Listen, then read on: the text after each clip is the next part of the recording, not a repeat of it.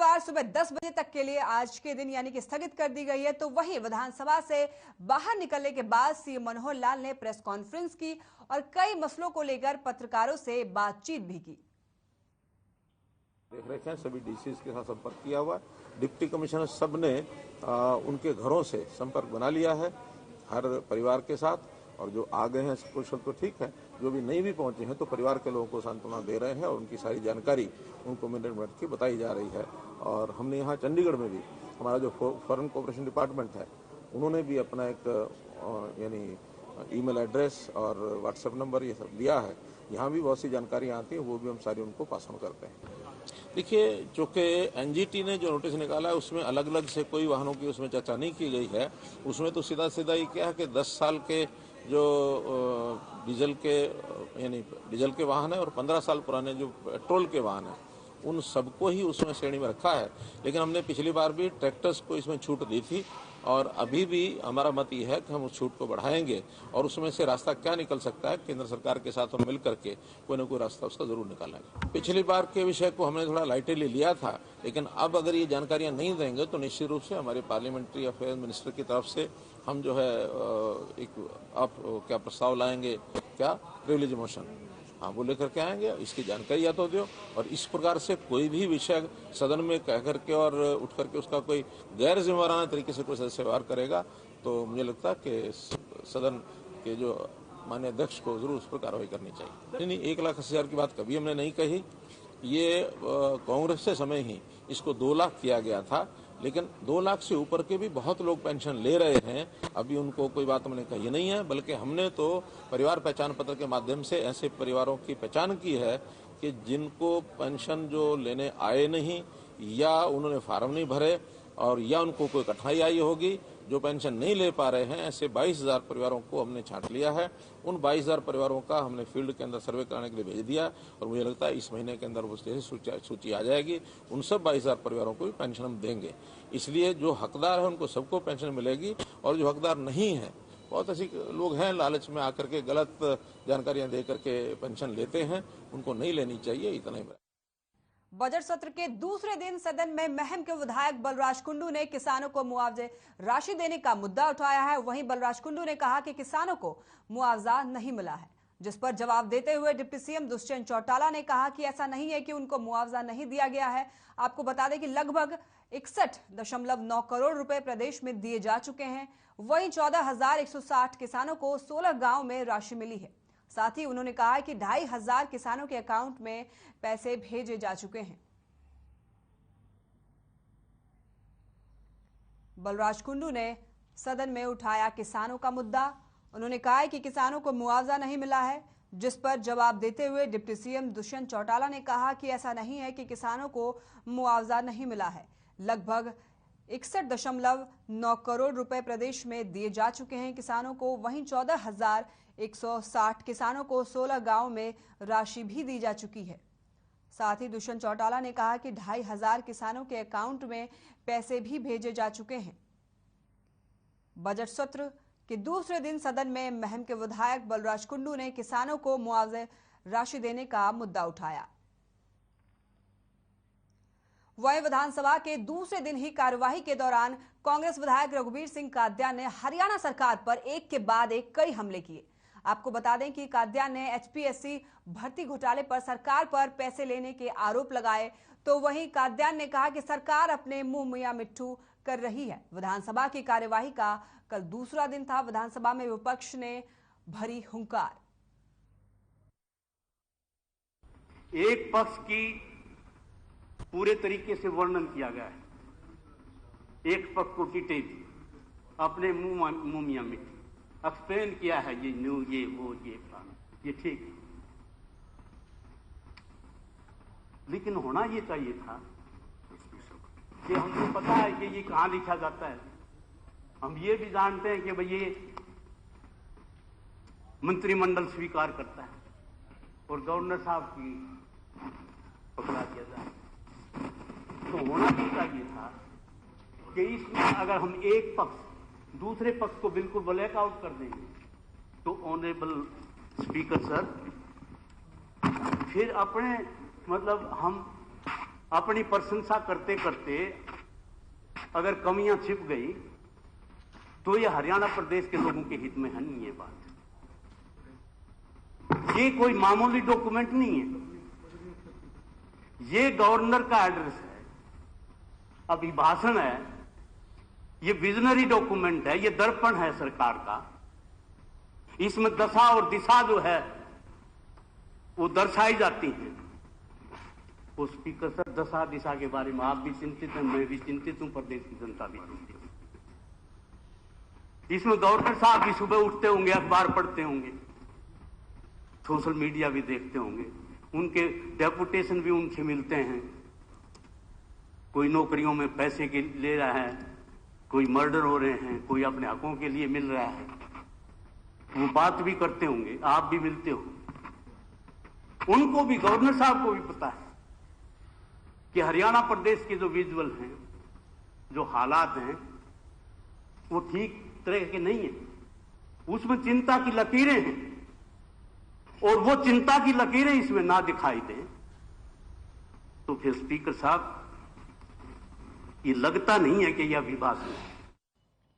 हरियाणा के उप मुख्यमंत्री दुष्यंत चौटाला यमुनानगर पहुंचे, जहां उन्होंने सड़कों के नवीनीकरण के 4 प्रोजेक्ट्स का शिलान्यास किया और साथ ही डिप्टी सीएम ने एक निजी होटल में उद्योगपतियों के साथ एक बैठक की। और आपको बता दें कि वहां निजी होटल में उद्योगपतियों के साथ बैठक में दुष्यंत चौटाला ने उद्योगपतियों की समस्याओं को भी जाना और नियमानुसार समस्या का समाधान करने की बात भी कही। माननीय उप मुख्यमंत्री हरियाणा दुष्यंत चौटाला जी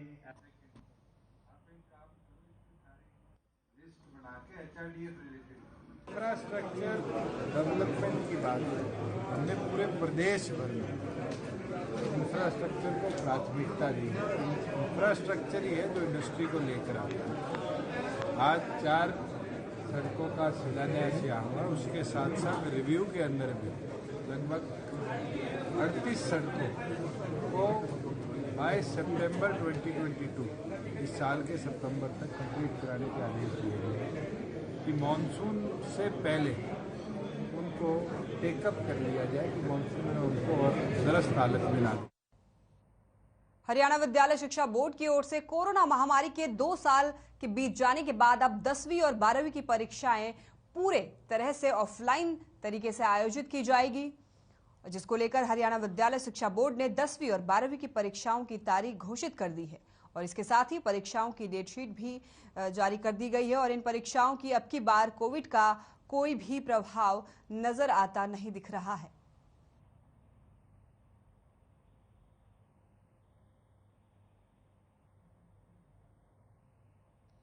दसवीं और 12वीं की डेट शीट जारी कर दी गई है। हरियाणा विद्यालय शिक्षा बोर्ड की ओर से कोरोना महामारी के 2 साल के बीत जाने के बाद अब 10वीं और 12वीं की परीक्षाएं पूरी तरह से ऑफलाइन तरीके से आयोजित की जाएंगी, जिसको लेकर हरियाणा विद्यालय शिक्षा बोर्ड ने 10वीं और 12वीं की परीक्षाओं की तारीख घोषित कर दी है।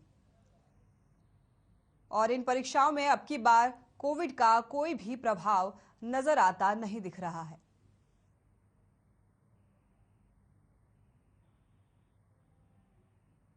वही 30 मार्च से शुरू होगी परीक्षाएं और 29 अप्रैल तक ये परीक्षाएं चलेंगी। आपको साथ ही बताते चले 12:30 बजे से 3 बजे तक होंगी परीक्षा। हरियाणा में पेपर लीक मामले में आए दिन नई गिरफ्तारियां हो रही हैं। आए दिन नए नए मामले सामने आते जा रहे हैं। वहीं सोनीपत एसटीएफ ने एक और आरोपी को गिरफ्तार किया है। आपको बता दें कि आरोपी खाद्य आपूर्ति विभाग में सब इंस्पेक्टर के पद पर तैनात था और पेपर लीक मामले में गैंग लीडर का हिस्सेदार रहा है। आरोपी अमित कुमार कोचिंग सेंटर से छात्रों के नंबर लेकर उनको संपर्क करता था और नौकरी लगवाने के साथ ही पेपर क्लियर करवाने को लेकर साठगांठ कर लेता था। आपको बताते चलें कि सोनीपत एसटीएफ पुलिस द्वारा अभी तक के 26 लोगों की गिरफ्तारी की जा चुकी है और विभाग द्वारा 19 आरोपियों के चालान भी अदालत में पेश किए जा चुके हैं। आपको बताते चलें कि सभी आरोपियों की चार्जशीट 3500 पेजों से अधिक है।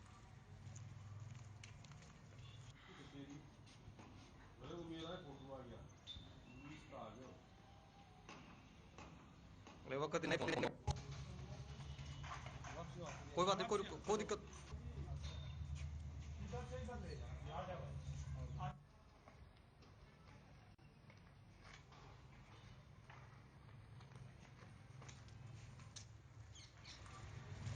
हम पेपर लीक इन्वेस्टिगेशन कर रहे हैं। जो काफ़ी सारे पेपर इन्होंने रिमोट एक्सेस देके हैकिंग करके क्वेश्चन पेपर आउट कर लेते थे, उसमें आज एक नई गिरफ्तारी हुई है। अमित अलियास मीता, ये मकड़ोली गांव का रहने वाला है। फूड सप्लाई डिपार्टमेंट में सब इंस्पेक्टर लगा हुआ है। तो इसकी कई ये लैबों में जो गैंग मेंबर्स हैं उनका पार्टनर था और ये पैसे लेके कैंडिडेट पास करा। कोई बात नहीं, कोई दिक्कत।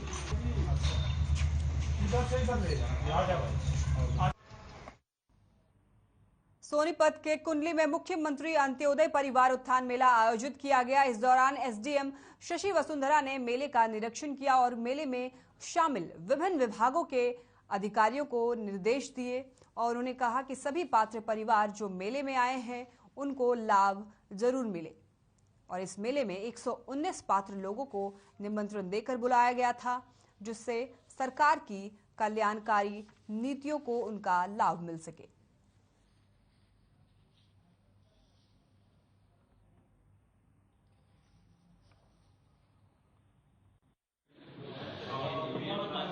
एमसी की तरफ से 119 लोगों को मैसेज गया है और मेरे कार्यालय एवं तहसील के माध्यम से भी हमने सभी 119 से कांटेक्ट करने की कोशिश करी है, क्योंकि कुछ लोग यहाँ पर माइग्रेंट लेबर हैं, उनके फ़ोन नंबर्स नहीं मिल पाए थे। उनको जाकर भी कोशिश करी गई है कि उनको मिला जा सके और उनको यहाँ आने के लिए प्रोत्साहित किया जाए।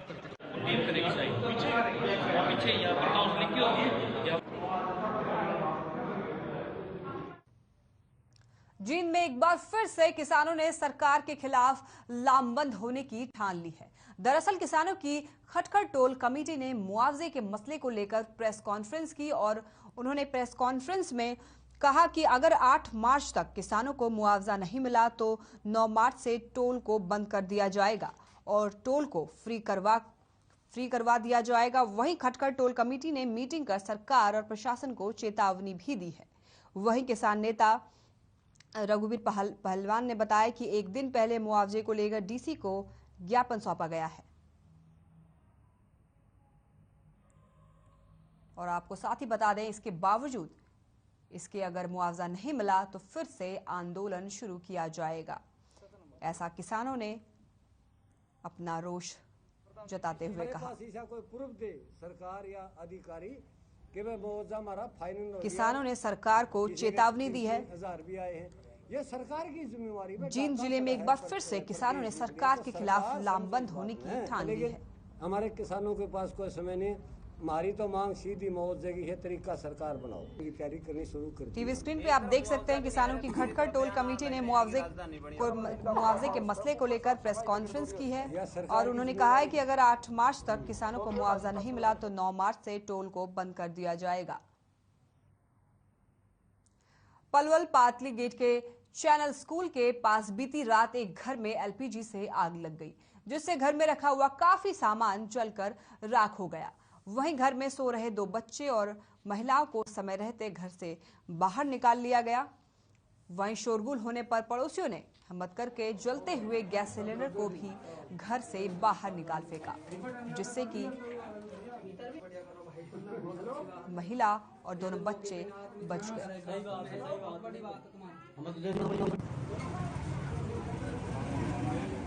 इस घर में खाना बना रहे थे जी, सिलेंडर में थोड़ी लीक हुआ था, उसमें हाथ पकड़ लिया। फिर उसके बाद ये पड़ोसी ने बुझाने की कोशिश करी, बाइक सब में लगी, इन्वर्टर है, बाइक है, अपनी पूरी किचन है ये। इस घर में यहाँ पे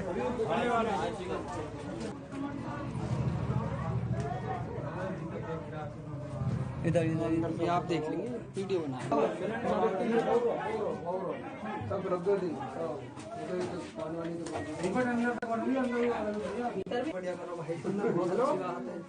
भैया तो मौके पे ना आदमी सही बात है, बड़ी बात है तुम्हारी।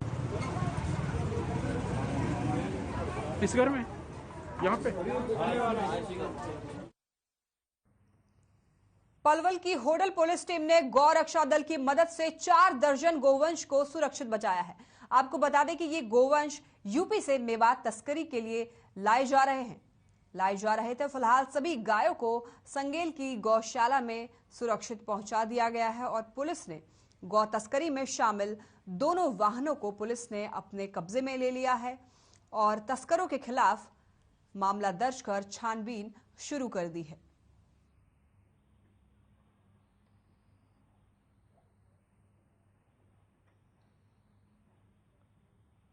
गौ तस्करी का यह पूरा मामला है।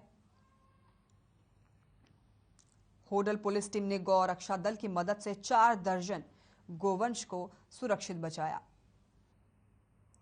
ये गोवंश यूपी से मेवात तस्करी के लिए लिए जा रहे थे। टीवी स्क्रीन पे आप देख सकते हैं यहाँ पे कितने गायों को एक साथ बांधकर लेकर जाया जा रहा था। फिलहाल सभी गायों को संगेल की गौशाला में सुरक्षित पहुंचा दिया गया है और पुलिस ने गौ तस्करी में शामिल दोनों वाहनों को पुलिस ने अपने कब्जे में ले लिया और तस्करों के खिलाफ मामला दर्ज। करीब सुबह 4:30 बजे सूचना मिली थी, गौरक्षा दल वालों ने दी थी। ये करमन बॉर्डर के पास से 2 गाड़ियों में गौवंश करीब 50 गौवंश पकड़े गए हैं। तो गौवंशों को संगेल गौशाला में छुड़वाया गया है। अभी कोई शिकायत प्राप्त नहीं हुई। जैसे शिकायत प्राप्त होगी वैसे आगामी कार्रवाई की जाएगी। आज हमारे पास टीम के पास 2 गाड़ियों की सूचना थी, एक 4 टहरी आइसर कैंटर की और एक ये बंद बड़ी 10 टहरी कंटेनर की। जब टीम द्वारा इनकी नाकेबंदी की गई तो ये मौका देखकर पहले ही हमारे नाके से मौका देखकर पहले ही छोड़कर भाग गई। इन दोनों में लगभग होंगी 40 के तकरीब। ये यूपी से मेवात के लिए जा रही थी होडल के रास्ते। जो हमें सूचना मिली तो हमें नाकाबंदी से पहले ही तस्करों ने गाड़ी को छोड़ दिया और गाड़ी को छोड़कर अंधेरे का फायदा उठाकर फरार हो गए। ये हमने आज 2 गाड़ी पकड़ी है जिनमें अभी 40 से 45 गोवंश हैं। खबर जुलाना से है, जहां पीएनबी बैंक की दीवार को तोड़कर चोरी करने के प्रयास करने के आरोप में पुलिस ने आरोपी को गिरफ्तार कर लिया है। दरअसल सोमवार को जब बैंक कर्मचारी बैंक पहुंचे तो उन्हें दीवार टूटी मिली, जिसकी शिकायत उन्होंने पुलिस को दे दी। वहीं पुलिस ने मौके पर एफएसएल टीम को बुलाया और बैंक से फिंगरप्रिंट लिए। साथ ही पुलिस ने अज्ञात के खिलाफ मामला दर्ज भी कर लिया है और वहीं दूसरी ओर चोरी की पूरी वारदात बैंक के सीसीटीवी में कैद हो गई, जिसकी मदद से पुलिस ने आरोपी को 3 दिन में गिरफ्तार भी कर लिया।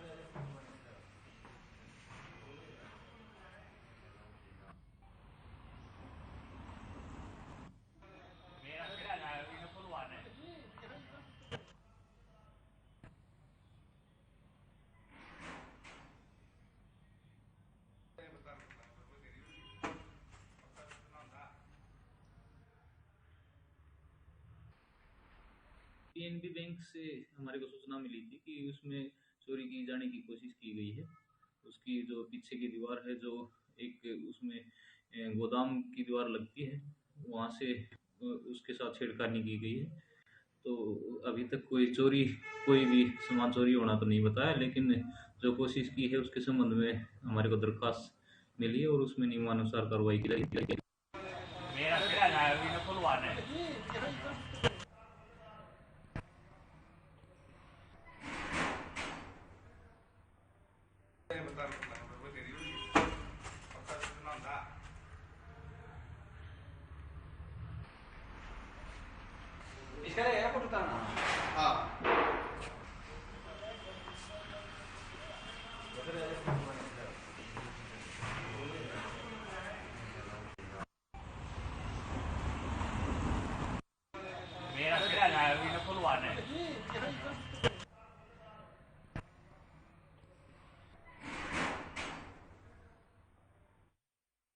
इंद्री में रिश्ते को शर्मसार कर देने वाला मामला सामने आया है, जहां एक बेटे ने अपने बाप को पीट कर डंडे से पीट कर हत्या कर दी।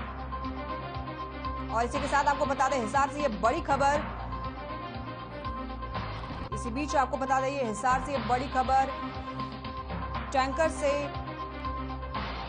पेट्रोल से भरे टैंकर में रिसाव हुआ और पेट्रोल भरे टैंकर में ये रिसाव होने के कारण गांव वहां के गांववासी इकट्ठा हो गए और अपने अपने बर्तन में पेट्रोल भरने लगे। मौके पर पहुंची पुलिस ने लोगों को हटाया। पुलिस ने बहे पेट्रोल पर मिट्टी डलवाई। बड़ी खबर हिसार से, पेट्रोल भरे टैंकर में रिसाव हो गया और टैंकर का टायर फटने से ये रिसाव हुआ। पेट्रोल से भरे टैंकर में ये रिसाव हुआ,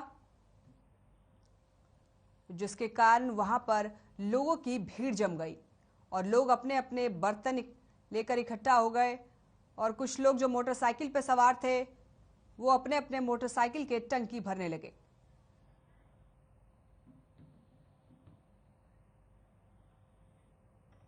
इसी के साथ बुलेटिन में फिलहाल के लिए बस इतना ही। देखते रहिए हर खबर। नमस्कार।